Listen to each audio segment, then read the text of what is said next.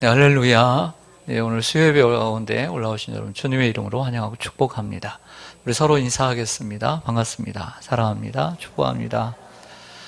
그리고 방송으로 함께 예배드리는 분들 또 그 가운데도 하나님이 함께 하시기를 원합니다. 오늘 아는 만큼 들리고 본다라는 제목으로 말씀을 드리려고 합니다. 우리가 어떤 음악회에 가서 같은 객석에 앉아 있을지라도 그 음악을 모두가 다 듣는 건 아닙니다. 그 음악을 아는 만큼 듣는 것입니다. 아무리 음악을 좋아한다 해도 전문적인 음악인이 느끼는 것과는 천지 차이인 것입니다. 같은 미술관에 가서 관람을 할 때도 마찬가지입니다. 그림을 아는 만큼 보는 것입니다. 제 아무리 미술의 조예가 깊어도 전문가가 보는 시야를 뛰어넘을 수는 없는 것입니다. 같은 학교를 다닙니다. 그리고 같은 반에서, 같은 교실에서 같은 선생님에게 강의와 그리고 수업을 듣습니다. 그래도 그 학생들이 느끼는 차이는 있는 것입니다. 잘 들을 수 있는 귀, 잘 들을 수 있는 명석한 두뇌가 있는 친구들은 똑같은 강의를 들어도 듣는 차이가 있는 것입니다.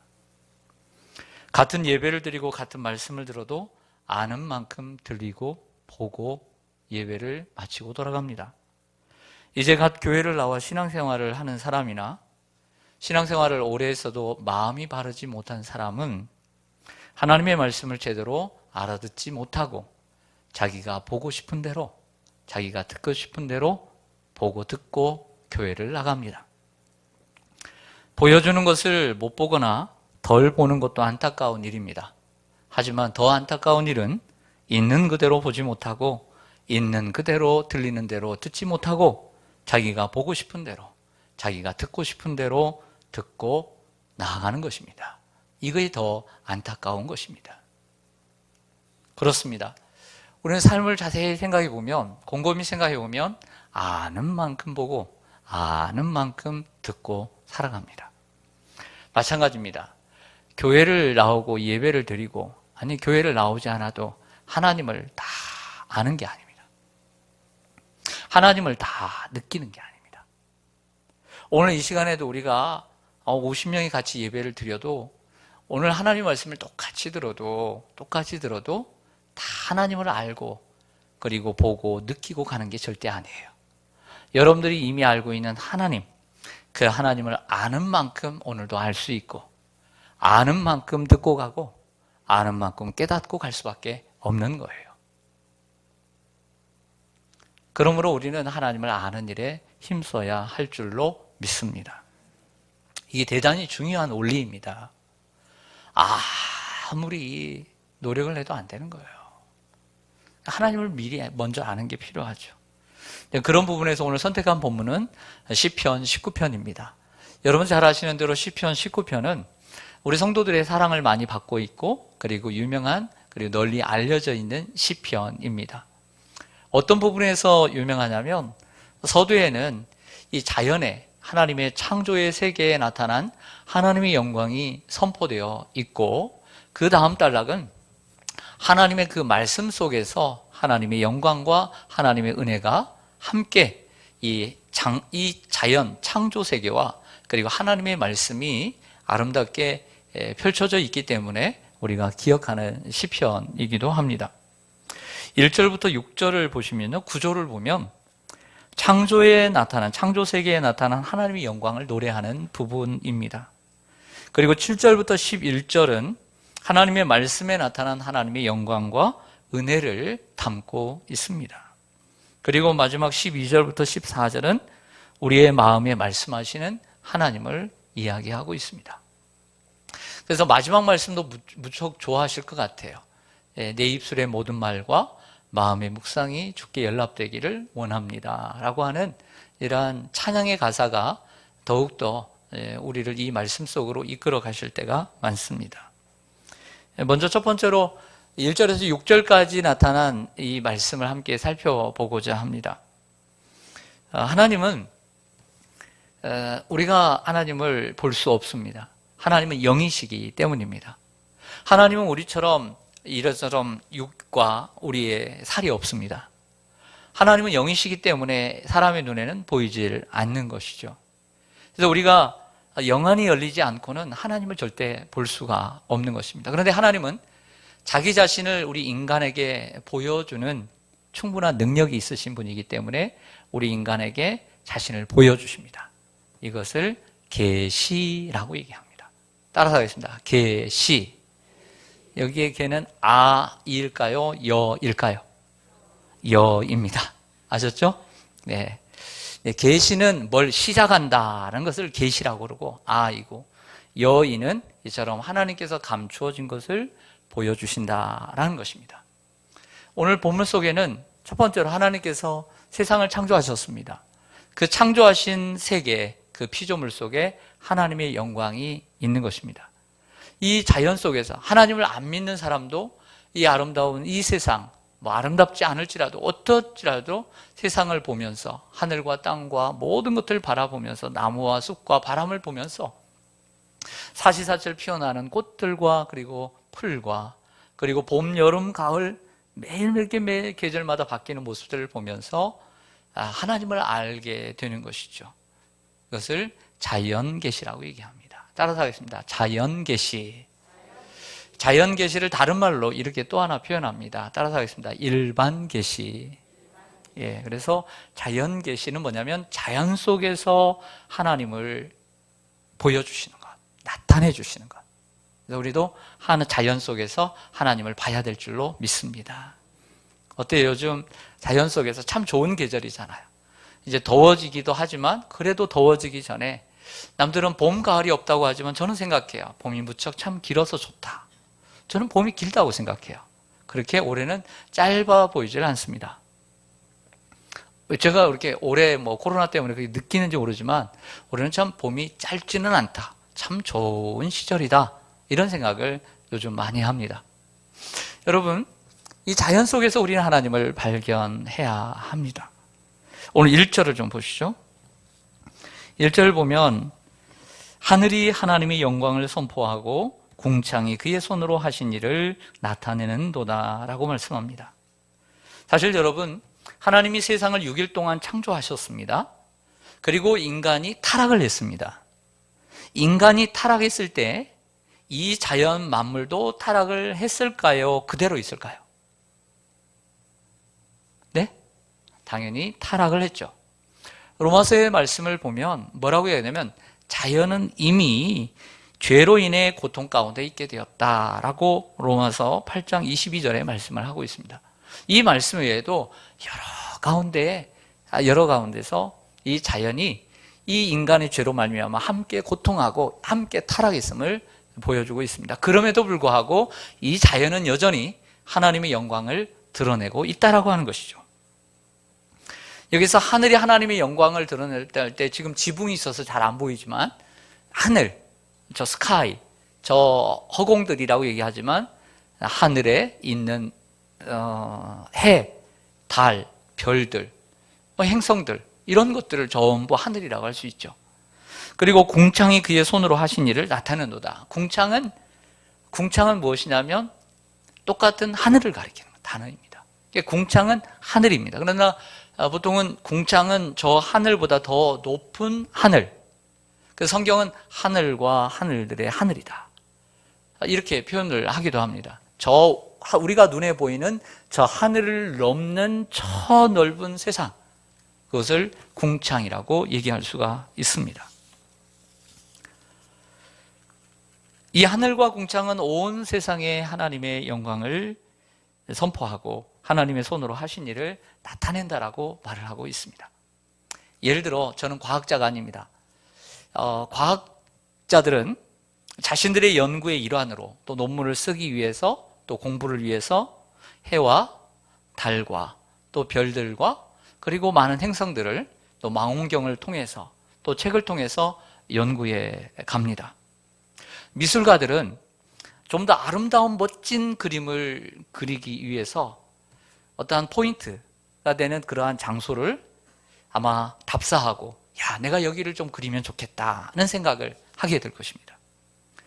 사진 작가들은 아름다운 작품을 좀 더, 정말 기가 막힌 작품을 좀 남기고 싶어서 그런 아름다운 자연을 또 찾아 나설 수도 있을 것입니다. 그래서 이런 사진 작가들은 세계를 여행합니다. 대한민국도 여행하지만 세계를 여행하는 이유는 좀 더 새로운 작품, 멋진 작품을 좀 만들기 위해서 여행을 할 것입니다. 하지만 우리 그리스도인들은 사시사철 변하는 자연을 통해서 하나님의 위대한 솜씨를 발견하고 찬양합니다. 그래서 위대한 음악가들은 자연 속에 숨어있는 하나님의 영광을 노래로 만들기도 합니다. 그래서 우리가 불렀던 478장 참 아름다워라, 우리가 봄에 소풍도 못 갔잖아요. 그래서 이런 노래 못 불러봤잖아요. 그래서 한번 불러보자고 생각해서 불러온 겁니다. 어르신 야외배라도 한번 갔으면 이런 찬양을 한 번이라도 좀 불러봤을 텐데 불러볼 여유가 없었던 것 같아요. 그 찬양도 무엇입니까? 이 아름다운 세상 속에 하나님의 영광이 있다는 것을 찬양하는 것입니다. 이게 찬양이죠. 찬송가 79장을 보면 주 하나님 지으신 모든 세계, 이런 찬양이 있습니다. 그 모든 세계 속에 하나님의 영광이 숨어 있다, 담겨져 있다라고 하는 찬양을 할 수 있는 것이죠. 하이든이라고 하는 음악가는 천지창조라고 하는 음악을 만들었습니다. 그 천지창조라고 하는 음악 속에 하나님이 만드신 이 세상 속에 하나님의 영광이 얼마나 가득 차 있는가를 이처럼 음악가는 노래를 만들었던 것이죠. 자, 5절을 좀 보시겠습니다. 5절 말씀을 좀 보시죠. 다윗이 뭐라고 얘기하냐면 해는 그의 신방에서 나오는 신랑과 같고 그의 길을 달리기 기뻐하는 장사 같다라고 표현을 합니다. 자, 이 시편의 저자는 표제를 보면 다윗입니다. 그리고 떠오르는 저 하늘의 해를 두 가지 모습으로 묘사합니다. 하나는 뭐죠? 신랑으로 묘사합니다. 근데 신랑으로 묘사하는데 목적어는 신랑인데 그 신랑이 어떤 모습을 하고 있습니까? 예, 신방에서 나오는 신랑과 같다라고 했습니다. 신방이 뭐죠? 신혼방이죠. 맞나요? 제가 신방에 안 들어가 봐가지고 요즘은 신방이라는 게 없어요. 그냥 신방이라는 게 어디 있습니까? 옛날에 모텔에 가고 그냥 호텔에 가고 그냥 어디 뭐 가서 그러기 신방이겠죠. 여기에 신방은 우리 교회에서 어느 가정에 신방 갑니다. 예, 신방과 같은 단어예요? 다른 단어예요? 다른 단어죠. 우리가 신방을 갈 때는 어떤 심자를 씁니까? 그냥 한글로 볼 때 미음자를 쓰죠. 신방. 네, 신방. 깜짝깜짝 놀랄 때가 있습니다. 신방을 갔는데 신방 감사합니다 라고 니은자를 써줄 때 깜짝 놀라죠. 정말 그럴 때가 있습니다. 그래서 그 신방이 아니고요. 이게 네모난 신방을 우리는 신방 간다 그러는 거고, 여기에 신방은 이제 처음 결혼을 해가지고 신부가 있는 그 방에 간다라고 하는 것이죠. 그 신랑이 기쁘겠어요? 안 기쁘겠어요? 들어갈 때도 기뻐요? 안 기뻐요? 기쁘겠죠. 여러분들도 설레요? 안 설레요? 설레죠. 그러니까 해가 저기 동쪽이 이쪽이죠. 동쪽에서 이렇게 떠오를 때, 이 해가 떠오를 때 어떤 기분이냐면 이 신랑이 신방에서 나오고 들어오는 그 기분이라는 거예요. 또 하나는 이렇게 표현을 합니다. 그의 길은 달리기 기뻐하는 장사 같다. 여러분들 이 목적어는 장사입니다. 장사는 힘센 장사를 얘기하는 거죠. 근데 힘센 장사가 뭐하고 있는 것을 묘사하죠? 달리는 모습입니다. 근데 달리는데 어디를 달리고 있습니까? 그의 길을 달리고 있어요. 그의 길은 뭐죠? 그렇죠. 정해진 목표죠. 정해진 목표가 있다는 거예요. 그래서 정확한 대명사가 있잖아. 그의 길. 삶의 목표가 있는 한 힘센 장사가 어떤 목표를 정해놓고 열심히 달리는데 기쁘게 달려요. 기쁘게. 그의 길을 기쁘게 달리는 장사와 같다. 이렇게 표현을 하고 있는 거죠. 해는 무엇입니까? 해는 하루를 시작하는 상징입니다. 낮을 상징하는 하나님의 창조물이죠. 창조물입니다. 그래서 해라고 하는 것은 우리에게 있어서 하나님이 주시는 이 아름다운 해를 보면서 힘있게 마치 신방에서 나온 신랑처럼, 그리고 어떤 목표를 정해놓고, 하루의 목표를 정해놓고 기쁘게 달려가는 힘센 장사처럼 하루를 살아야 된다라고 하는 것입니다. 그런데 이 말씀 앞에 우리는 그렇게 자랑스럽지 못할 때가 있어요. 왜냐하면 하루가 시작을 하면 정말 활기 있게, 정말 신나게 신방에서 나온 신랑처럼 하루를 시작해야 되는데 일어나기 힘들고 찌뿌듯하고 그냥 계속 좀 누워 있었으면 좋겠고 이럴 때가 좀 있어요. 어떨 때는 정말 이 힘센 장사처럼 하루에 분명한 목적이 있어야 되는데 목적도 없이, 삶의 의미도 없이 오늘 뭐 하지? 오늘 뭐 하고 살까? 이렇게 시작하는 하루들이 생각보다 많아요. 그래서 이 말씀 앞에 설 때에 때로는 좀 부끄럽기도 하고 나는 뭐 하나 이런 생각이 들 때가 있습니다. 그 라디오를 들으니까 어떤 그 DJ가 나레이션을 하면서 이런 얘기를 하더라고요. 우리는 보통 어떤 계획이 있고 또 어디를 뭘 해야 되고 이런 생각하지만 삶이 무기력하고 때로는 삶이 무의미하고 아무 계획이 없다는 것을 너무 두려워하지 말라는 거예요. 왜 두려워하지 말아야 하느냐? 어떤 아무 계획도 없이 하라고 살아가다 보면 야, 이렇게 살아가는 것이 참 의미가 없구나 이렇게 깨닫게 된다는 거예요. 그래서 살아가면서 항상 그렇게 사는 것이 아니라 좀 더 인생은 계획을 가지고 사는 것이 좋겠다는 것을 깨닫게 되고요. 그리고 어떤 목표를 가지고 살아가야 되겠구나 이게 느껴지고 깨닫게 된다는 거죠. 그래서 여러분, 그래서 매일매일 우리가 목표가 있고 막 바쁘게 사는 것도 좋지만 하루 종일 할 일도 없이 탱자탱자 노는 것도 의미가 있다는 거예요. 할렐루야. 무슨 말인지 아시겠어요? 그래서 사람이 열심히만 산다고 되는 게 아니라 시간이 여유가 많고 할 일도 없고 그럴 때 사람은 뭔가 생각을 하게 돼 있단 말이에요. 때로는 이렇게 생각하죠. 야, 내가 돈만 있으면 편안하게 아무 일도 안 하고 내가 일생을 살겠구나 이런 생각을 할 때가 있어요. 있어요, 없어요?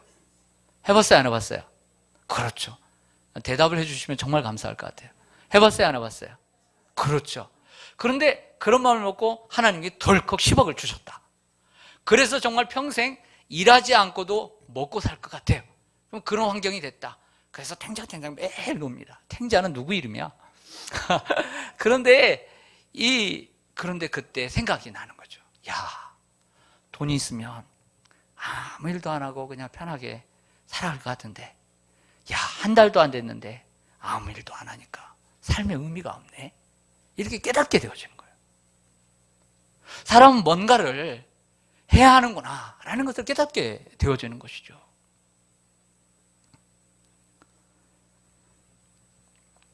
그래서 여러분, 우리는 하루를 시작할 때 신랑처럼 희망과 기대를 가지고 시작해야 함을 말씀해주고 있는 것이고요. 그리고 힘센 장사가 자기의 길을 정해놓고 달리듯이 우리 하루에 목표를 가지고 목적을 가지고 힘있게 하루하루를 살아가기를 간절히 소망합니다. 저는 작년 연말에 막 추울 때 11월 달에 이제 등록을 하고 센터를 이제 다니기 시작했어요. 몇 년 만에 운동을 했다고. 한 2달 했나요? 그랬더니 탁 문 닫더라고요. 코로나 때문에. 그래서 지금까지 쉬고 있습니다. 여러분들도 공감하시죠? 연락이 왔는데 처음 연락 오는 날 수백 명이 저기 줄 앞에 그 센터에 서 있었대요. 다음에는 센터에 가지 마십시오. 홈페이지 들어가서 온라인으로 하면 금방 됩니다. 아셨죠? 네, 어렵게 줄 서지 마시고 모르면 물어보세요. 제가 시간을 내서 서비스하겠습니다. 여러분, 그런데 또 6월 15일로 미뤄졌는데 또 언제 또 미뤄질지 몰라요. 그러니까 다시 센터 나갈 때까지 우리가 기다리면 되겠어요? 스스로 운동을 해야 되겠어요? 그래서 스스로 운동들 하고 계세요? 네, 인사하겠습니다. 스스로 운동합시다. 스스로 운동합시다. 네. 그래서 어떻게 운동을 하느냐면 어디서 운동을 할까? 뭐 걷는 게 최고잖아요. 산에는 정말 가기 싫어요. 막 올라갈 때 힘들어요. 시온산도 하루에 2-3번씩 올라가는데 또 뒷산까지 올라가기 너무 힘들더라고요. 그래서 저는 이쪽으로 해서 벽산 아파트 3단지까지 이 산기슭길을 걸어갑니다. 산기슭길을 저녁 때 가면 차들이 요즘은 많이 들어와요. 얼마나 자주 들어오는지. 그래도 거기 가면서 좋은 건 뭐냐면 일단 사람이 많지 않아. 사람이 많지 않고. 그리고 또 좋은 건 한쪽은 산이라 그 산의 그 내음을 맡을 수가 있어요. 그리고 사람이 많지 않으니까 어떨 때는 바뀌니까 마스크를 끼지 않아도 그렇게 뭐라고 하는 사람이 없어요. 또 하나 좋은 건 하나님이 만드신 아름다운 때마다 피는 꽃들을 매일 볼 수 있어요. 산기슭 공원을 돌면 뺑뺑뺑뺑뺑뺑 다람쥐 쳇바퀴다시 돌 것 같고, 저기 체육공원 가도 또 뺑뺑뺑뺑뺑뺑 거기 돌 것 같은데, 여기를 쭉 갔다 오면 25분 갔다 오고 25분 갔다 오면 새로운 곳을 보는 것 같아요.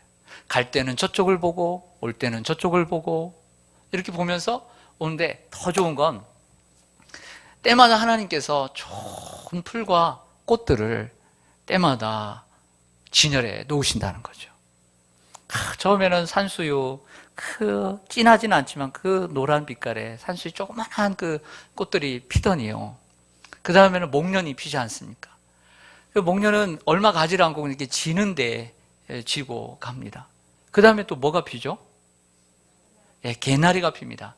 노란 개나리, 그 막 유치원생들 생각나게 하는 그 개나리가 펴서 너무너무 좋고요. 산에는 좀 더 이렇게 옆을 보면 산 가까운데 아주 진하지는 않지만 아주 자연스러운 색깔의 분홍색 진달래가 펴 있습니다. 얼마나 좋은지 몰라요. 그리고 난 다음에 만발하게 되는 꽃이 있죠. 벚꽃. 벚꽃이 쫙 또 핍니다. 얼마나 또 한동안 예쁜지 몰라요. 또 그 다음에는 또 뭐가 필까요? 철쭉이 핍니다. 이 산기슭길이 철쭉이 얼마나 아름다운지 몰라요. 그래서 갑니다. 제가 이렇게 얘기하면 맨날 가는 줄 아시죠? 한 번 가도 저는 이렇게 얘기할 수 있어요. 근데 일주일에 2-3번 갑니다. 예배 없는 날, 퇴근하고 갑니다. 그래서 근데 철쭉이, 우리나라에 이제 철쭉이 뭐 다양하진 않아요. 그래도 이제 빨간 색깔, 좀 무슨 색깔, 분홍 색깔 있는데, 얼마나 철쭉은 오래 가요. 생각보다. 한 달 정도 가는 것 같아요. 너무너무 좋아요. 너무너무 좋아요. 너무너무 좋죠. 저절로 하나님이 창조하신 주 하나님 지으신 모든 세계 얼마나 아름다운지 찬양이 그냥 저절로 나올 수밖에 없죠. 그래서 철쭉이 오래 있다가 이제 하나씩 칩니다. 지금 다 졌어요. 그랬더니 5월 중순에 아카시아 꽃이 피기 시작해요. 아카시아 냄새가 얼마나 진한지 몰라요. 너무너무 좋아요. 그래서 제가 꿀 한 통 다 먹었습니다. 그리고 이제 보니까 이제 찔레가 여기저기서 찔레꽃이 올라오는 거예요. 그리고 지금은 장미가, 참 무궁화 아빠들 통해서 신흥초등학교에 얼마나 장미가 많은지요. 장미가 얼마나 많은지 몰라요. 이처럼 우리의 주위에는 어떻게 보면 이번 코로나로 인해서 하늘에서 우리 저 우주에서 지구를 찍었는데요. 너무나 깨끗하대요. 들으셨죠? 코로나가 좋은 게 많습니다. 나쁜 것만은 아니에요.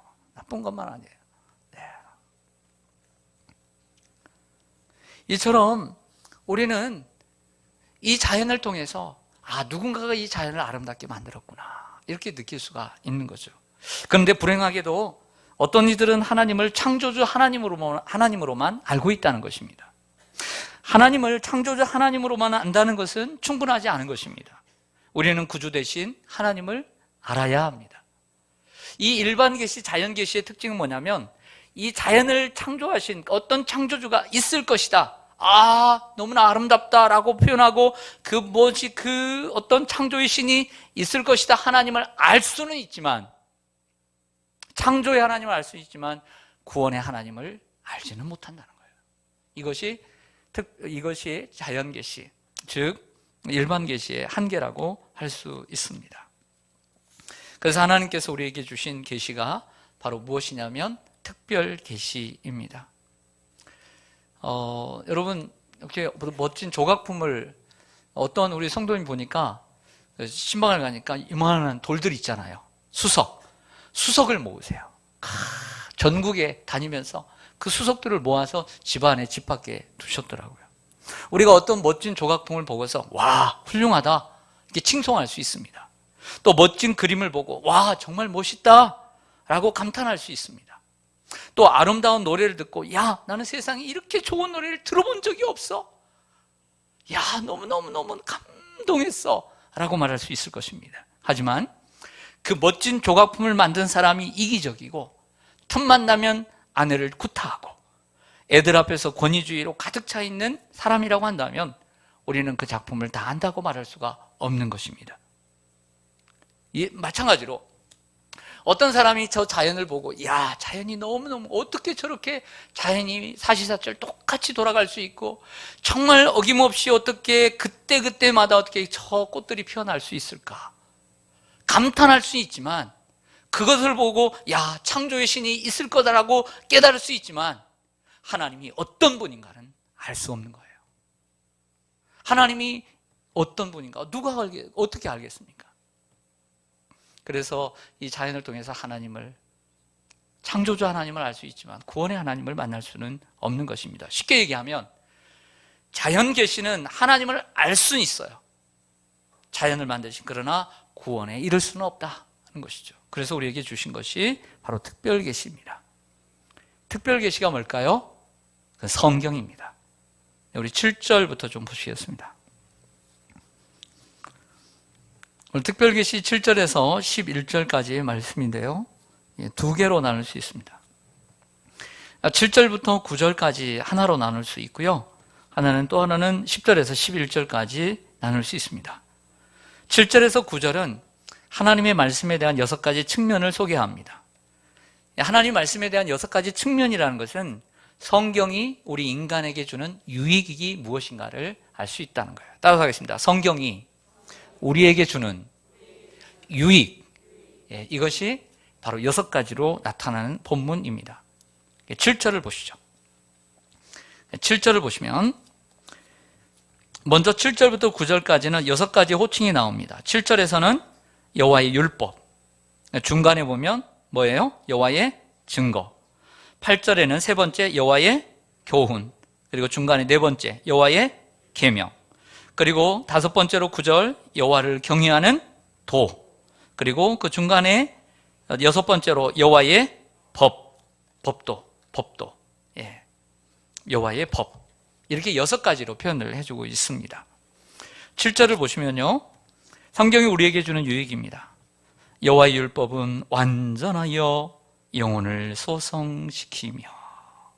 많이 들어보셨죠? 여러분, 혹시 집에 상추나 뭐 이렇게 좀 채소나 혹시 좀 공간이 있어서 심어보신 분들 계세요? 네. 여러분, 모든 식물은 저 밭의 농작물도 마찬가지지만 그 농작물이 살기 위해서는 해가 있어야 합니다. 해가 비춰줘야 합니다. 그럴 때 씨들은 그 식물도 소성함을 얻습니다. 마찬가지로 우리 인간에게는 육만 있는 것이 아니라 영혼이라는 게 있습니다. 이 영혼을 소성시키고 살게 하는 것은 바로 식물의 햇빛과 같은 하나님의 율법이라는 것입니다. 이 하나님의 말씀이 빛처럼 우리에게 비춰져서 죽은 우리들의 영혼이 소성함을 얻는 유익을 얻게 하는 것입니다. 토라, 이 여호와의 율법은 곧 하나님의 말씀이라는 것이죠. 이게 성경이 우리에게 주는 유익입니다. 그리고 두 번째로 여호와의 증거는 확실하여 우둔한 자를 지혜롭게 한다. 확실하다는 거예요. 우리를 지혜롭게 하는 것, 여호와를 경외하도록 하는 줄로 믿습니다. 8절에 보시면 여호와의 교훈은 정직하여 마음을 기쁘게 하고 여호와의 계명은 순결하여 눈을 밝게 하도다. 성경은 본질적으로 순결하고 그리고 정직합니다. 그래서 성경을 우리가 읽다 보면 우리의 영혼이 맑아져요. 그리고 깨끗하게 하는 책이 바로 성경인 줄로 믿습니다. 여러분, 우리가 어떤 영화를 하나 한번 보고 어떤 책을 읽고 어떤 유튜브에서 어떤 영상을 봤을 때 그 모든 것들이 우리의 영혼을 깨끗하게 하고 우리들의 영혼을 순결하게 하고 우리들의 영혼을 정결하게 해주는 게 아니에요.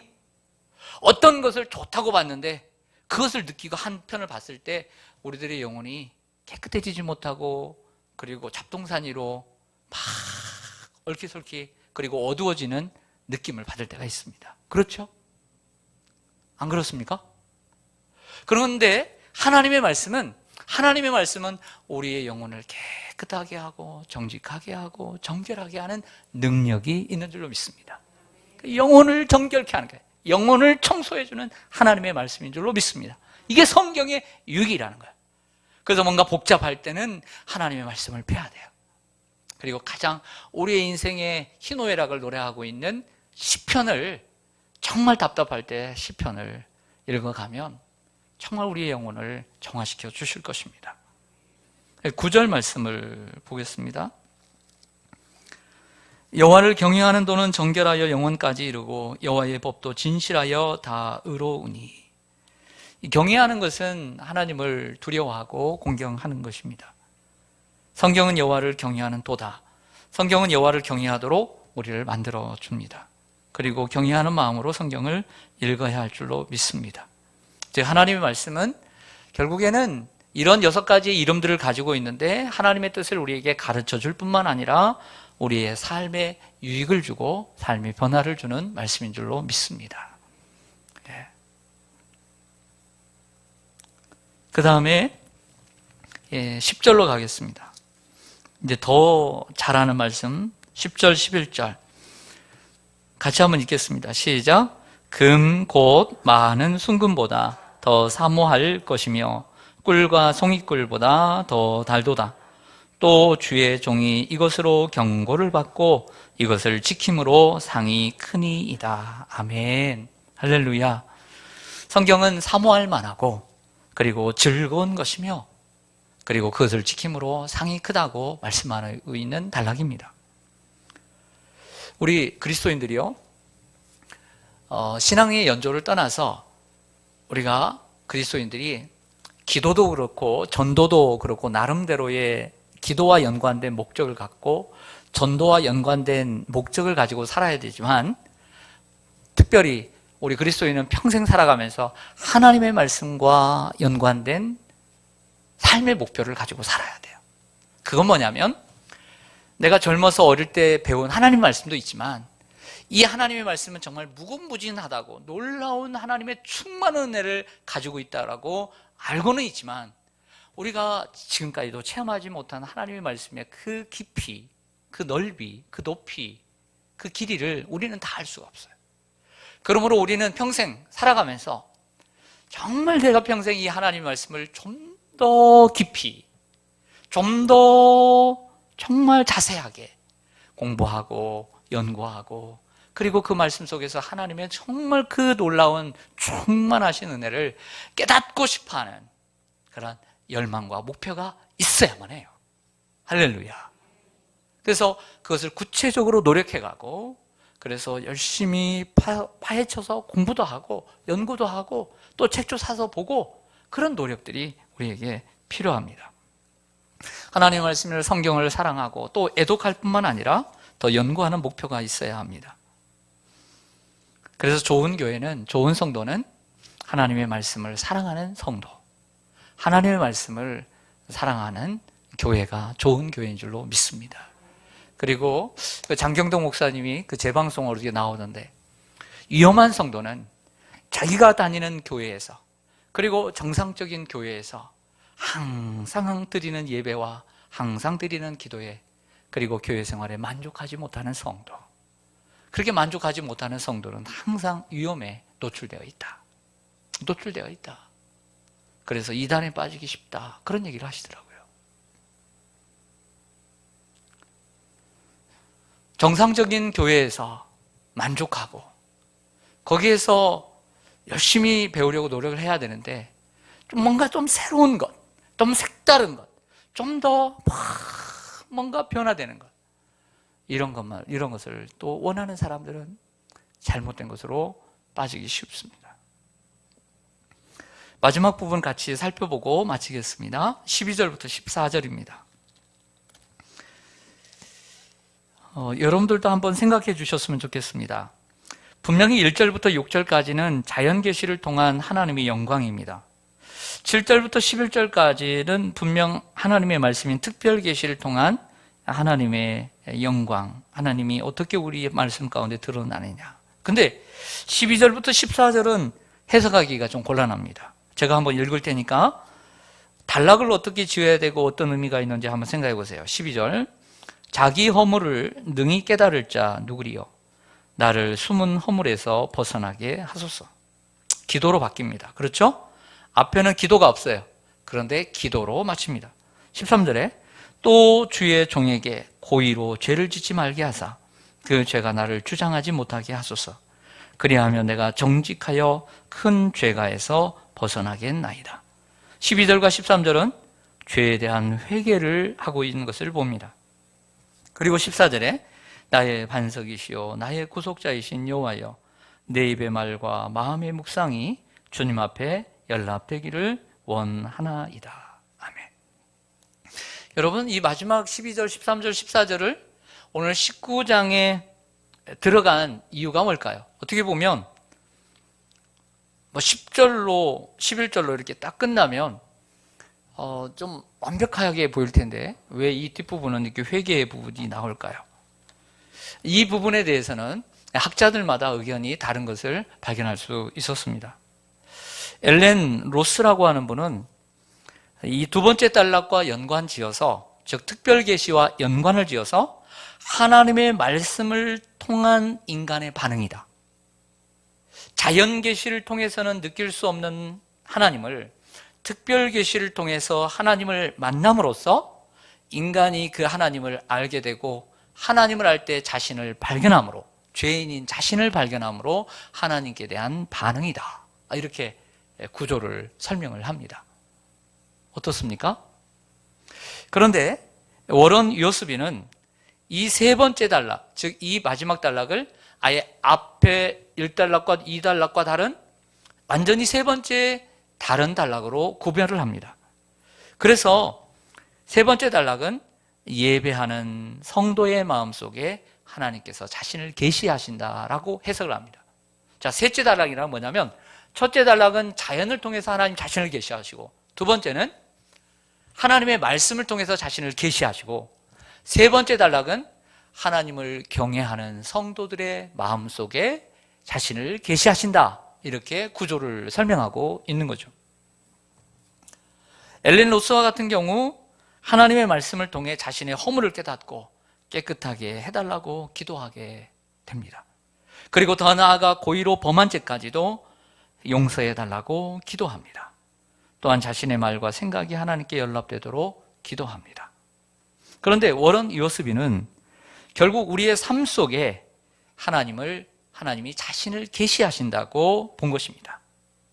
다시 얘기해 자신을 진정으로 돌아보고 회개할 때, 허물과 그리고 고의로 지은 죄까지도 회개할 때 하나님께서 그 사람 안에 그 사람이 살아가는 그 삶 속에 하나님이 자신을 계시해 주신다. 이렇게 해석을 했습니다.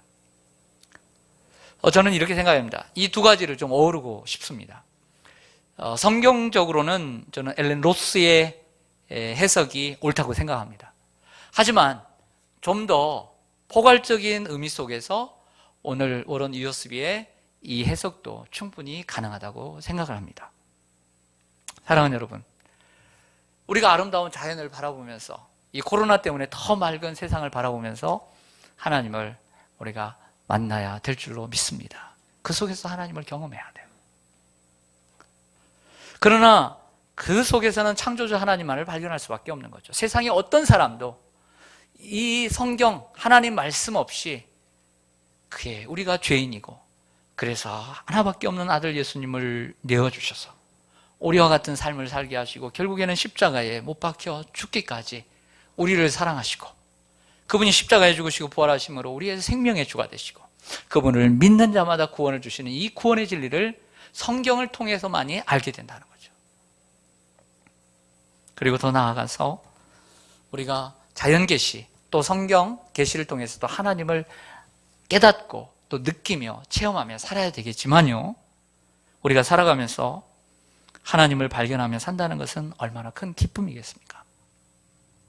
자연을 통해서도, 그리고 하나님의 말씀을 통해서도 우리가 살아야 되겠지만, 그 자연과 하나님의 말씀이 믹서되어 있는 우리들의 삶, 하루하루의 삶 속에서 때로는 고단하기도 하고, 때로는 좀 쉬고 싶기도 하고, 때로는 무의미 없이 하루를 보낸다 할지라도 그 삶 속에서 나에게 나타나시는, 계시하시는 그 하나님을 발견하면서 살아가는 것이 성도의 가장 큰 기쁨이죠. 할렐루야. 돌아봅니다. 오늘 하루 하나님을 발견하셨습니까? 오늘 하루 하나님이 여러분들 가운데 언제 오셨습니까? 그리고 언제 계시하셨습니까? 좀 생각해 보면 분명히 하나님께서 여러분들 가운데 오셨을 것입니다.